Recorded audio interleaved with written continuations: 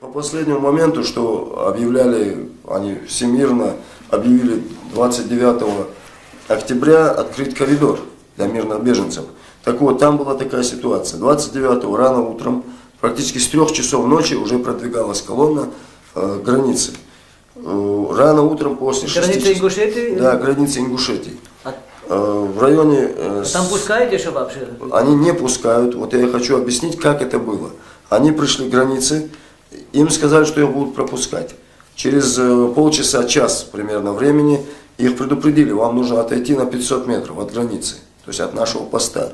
Когда они разворачивались и пытались отодвинуться назад, артиллерия начала наносить удары по хвостовым машинам, то есть те, которые стали последними, чтобы запрудить этот ход. Когда пытались уйти из колонны, уйти в лес или как-то в сторону, обстреливали всех. Первые вот эти удары, 40 человек погибло, в большинстве своем это женщины и дети, которые, мы знаем, они всегда больше страдают. И дальше уже от ранений, где-то вот, последние наши данные перед выходом из республики, где-то около 15 человек. Там участвовали какие-то иностранные журналисты, которые это видели? Мы не были свидетелями, вот, и контакта у нас с ними не было. Это лично наши свидетельства, за которые мы можем всегда отвечать.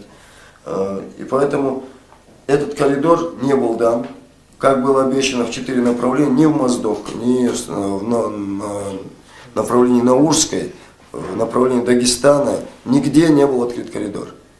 Везде по скоплениям в этот день наносились авиационные и артиллерийские удары. А беженцы потом обратно ходили? Пытались отойти назад, это уже в районе Шами-Юрта, это примерно километров 20 уже от границы, они были снова обстреляны. То есть там новые жертвы и раненые.